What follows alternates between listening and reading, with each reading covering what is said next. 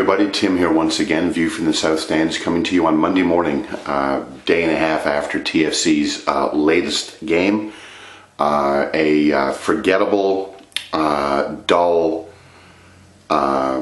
disappointing, shall we say, 2-0 loss against a very good side in the Houston Dynamo.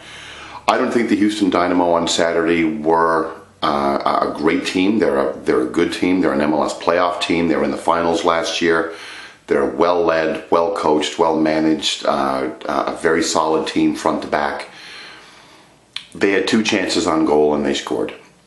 Toronto FC had 0 chances on goal and they scored 0 goals. Only a couple of players for TFC really stood out for me on Saturday past. One was Richard Eckersley, who I thought had an excellent game at center back. Mariner continues the center back experiment with Richard Eckersley, and he did not look out of place. He looked strong. He looked like he was not out of position at all. Did a good job of linking up to the midfield. I think the midfield overall had a bit of a disappointing game.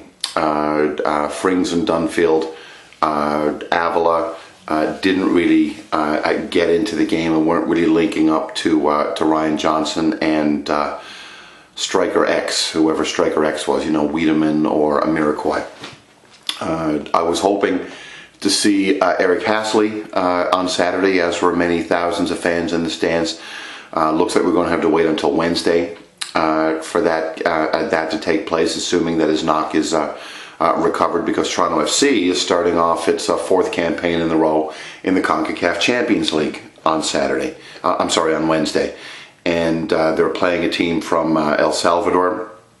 And I think it's fair to say that TFC not only has to win, but they've got to win big. They've got to really put the boots to them on Wednesday and hopefully run up the score, because in a 3-team group, where you've only got 4 games rather than 6 games, the possibility of teams being tied at the end of the group stage is higher than it would be with 4 teams, and it might come down to goal differential. I think the best case scenario for Toronto FC is, it's Santos Laguna, right? That's the team that we need to worry about, of course. One of the better teams from Mexico that laid the boots to us last year in the Champions League, last season in the Champions League. We have to beat them at BMO Field. No Mexican team has ever won at BMO Field.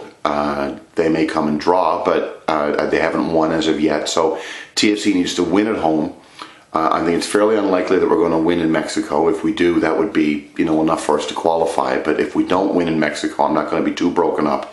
It comes down to how well we lay the boots to the 3rd team vis-a-vis how well Santos Laguna does exactly the same thing. So I'm kind of hopeful that Toronto is going to do a really good job on Wednesday and score some goals. And getting back to the game on Saturday, the way that the team actually played on Saturday doesn't give me a lot of hope that we have enough quality to score goals on a consistent basis.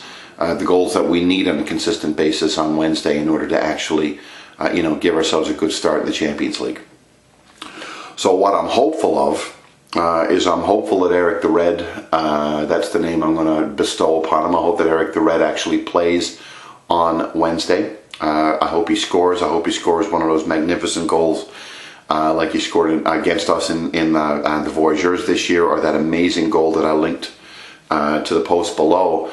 When I talked about Hasley coming to Toronto in the first place, that amazing goal he scored against Seattle last year. Who knows?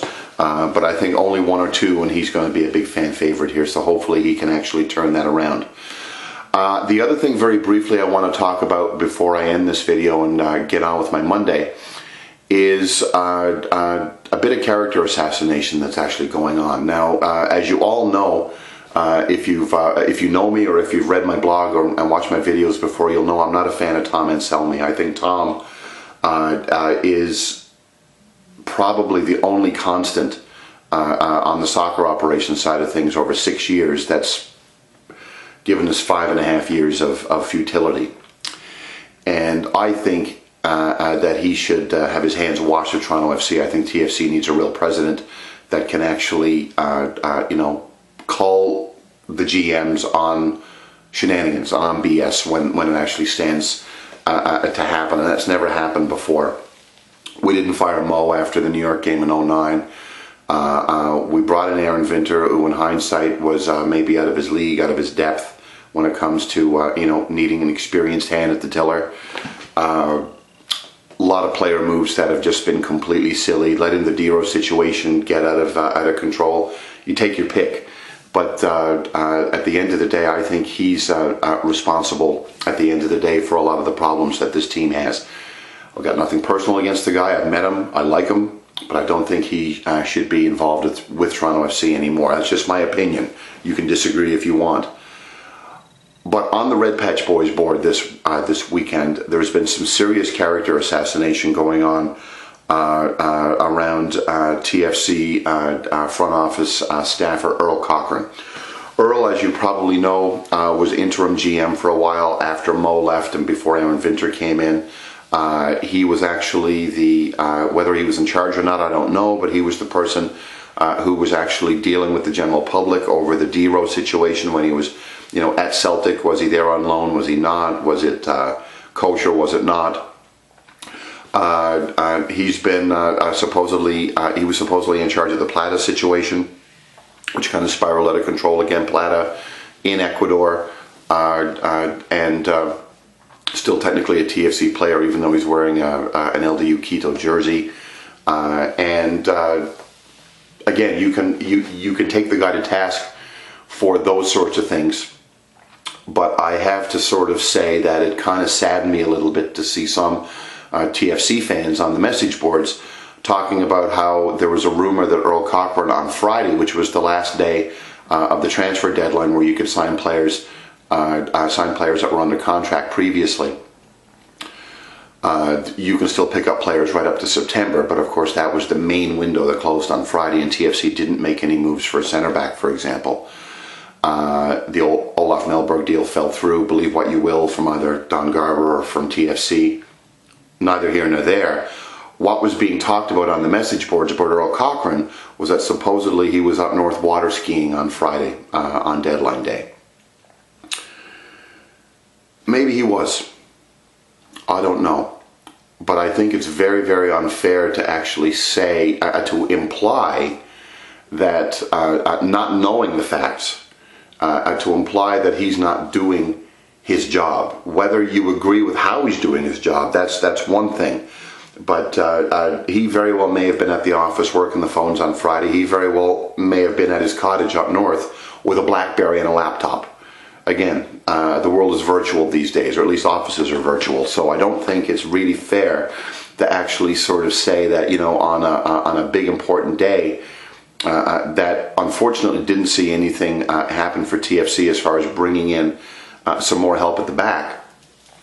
I think it's kind of unfair to throw Earl Cochran under the bus for him not technically being in the office on Friday. I think that's a little silly and a little juvenile, and I think that's something that TFC fans should sort of rise above. I think it's fair to criticize him for the way he does his job when it comes to questions about, to use the two examples I just stated, the Plata situation and the Dero situation, and how Earl handled or mishandled those. Again, the team's very tight-lipped. I don't really know exactly what happened in the back, and I don't think we ever will really know. But I think at the end of the day, criticizing the guy because he's not in the office on Friday, if that is indeed the case, I think is a little unfair, and I think we should get over it. Oh, so I've gotten over that game. I'm starting to look forward now to another Champions League night at BMO Field, which is one of my favorite times. Vancouver Whitecaps fans have had 0 Champions League nights. The Montreal Impact have had 5 Champions League nights, and if my calculations are correct, this is going to be TFC's 12th Champions League night at home at BMO Field. And these late games are 8 o'clock games. They always feel a little more adult, a little more raucous. A lot more of the hardcore engaged fans are the ones that are there because those tickets are separate from the season ticket package. So I'm really looking forward to a really fun evening at BMO Field on Wednesday. I'll have another blog up on Wednesday after the first game of the Champions League, and hopefully TFC will have a good solid lead to head into the second game, the critical match against Santos Laguna later in the month. Thank you again so much for watching, and you guys have a great day. Cheers.